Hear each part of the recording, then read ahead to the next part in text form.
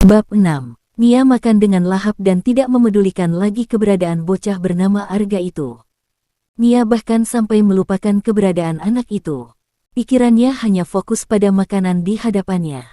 Rasa pedas membakar lidah membuat Nia harus menahannya dengan keringat bercucuran serta air kental yang mengalir keluar dari hidungnya. Beruntung penjual bakso dan mie ayam menyediakan tisu sehingga membuat Nia bisa bebas melap ingusnya. Iya, Arga, pemuda 16 tahun itu sampai berjangkit jijik melihat cara makan Nia yang mirip setan jahat. Cek, patah hati bisa buat orang stres ternyata. Heran gue, kalau tahu sakitnya patah hati kenapa coba-coba buat jatuh cinta, ujar Arga sambil menatap Nia prihatin. Sejak tadi wanita dewasa di hadapannya hanya fokus menyantap bakso saja tanpa memerhatikan sekeliling. Arga tidak mengerti dengan jalan pikiran manusia. Sudah tahu risiko jatuh cinta itu sakit kalau sedang patah hati, masih saja ada manusia yang tetap kueke ingin tetap jatuh cinta. Katanya jatuh cinta itu indah apalagi hidup bahagia dengan kekasih kesayangan. Tapi, itu tidak menarik bagi Arga. Sejak usia 7 tahun, Arga sudah memutuskan jika dirinya tidak akan jatuh cinta apalagi dengan perempuan yang salah. Tidak. Lebih baik ia sendiri sampai menua nanti. Apalagi, jika harus membayangkan kehidupan berumah tangga. Iya, Arga jijik membayangkannya.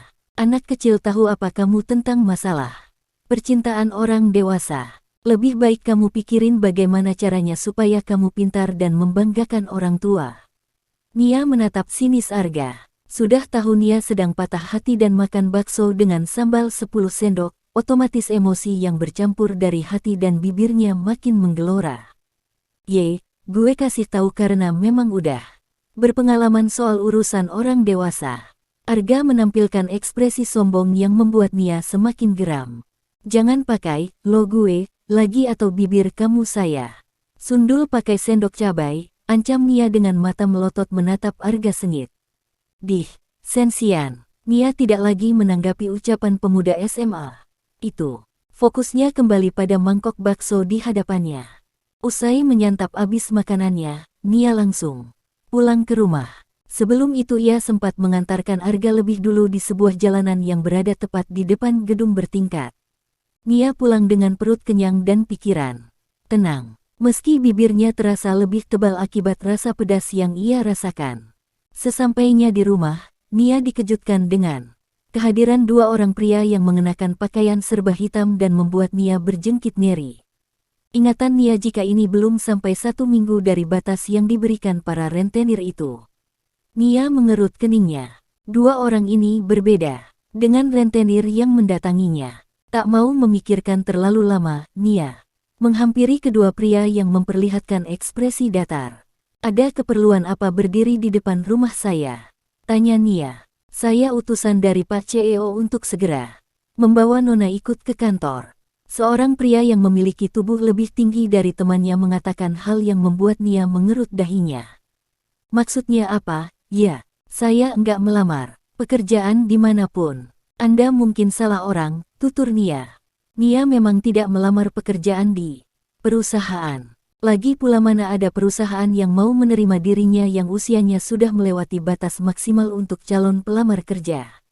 Arania Wilati, kekasih dari Ramon Putra yang menyuap sarah bagian kepala HRD untuk memasukkan Ramon Putra ke dalam perusahaan. Pria yang satunya lagi berujar dengan tatapan tenang miliknya. Anda harus menghadapi Pak CEO untuk penjelasan hal ini dan menyelesaikan apa yang sudah Anda lakukan. Hal ini akan diselesaikan secara damai atau jalur hukum, ungkap pria itu tegas. Nia membelalak tak percaya dengan apa yang dikatakan pria di hadapannya. Serius, dia bermasalah dan harus menghadap langsung pada Pak CEO. Batin Nia terkejut. Ayo, silakan. Jika Anda tidak bersikap kooperatif, mungkin kami bisa melakukan dengan cara yang sedikit kasar. Nia menelan ludahnya gugup saat mendengar perkataan mereka. Pasrah.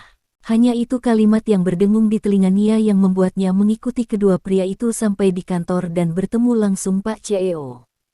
Sesampainya di kantor, Nia dan kedua pria itu Masuk melewati basemen yang langsung mengarah pada lift yang akan membawa mereka ke lantai tempat CEO itu berada. Pintu lift terbuka menampikan pemandangan luas lantai tempat Nia dan dua pria lainnya berpijak. Nia dibawa ke satu-satunya ruangan yang berada di lantai ini. Salah seorang pria mengetuk pintu 2 kali sampai suara pria dari dalam menginterupsi agar mereka langsung masuk. Pintu terbuat dari kayu terbaik perlahan terbuka dan menampilkan sebuah ruangan luas.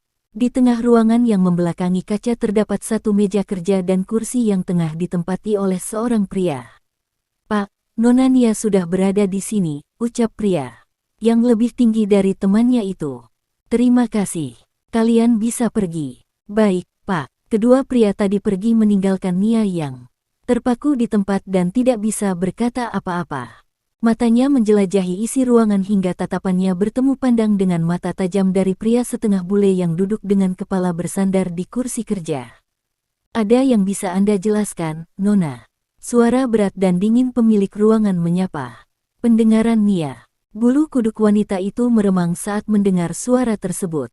Nia membalas tatapan tajam pria yang kini menatapnya dengan tatapan menghunus jiwa.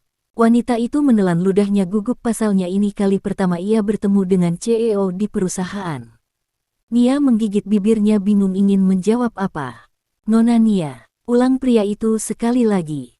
Apa yang mau saya jelaskan?" Nia meremas. Tangannya yang terasa gugup sambil menatap takut pada pria yang masih terlihat tampan itu. "Tentang suap yang Anda lakukan pada salah satu karyawan saya, bagaimana Anda akan menjelaskannya?" Pria yang merupakan CEO itu kini bersedekap dan menatap tajam Nia. Tatapan pria itu seolah ingin membakar Nia.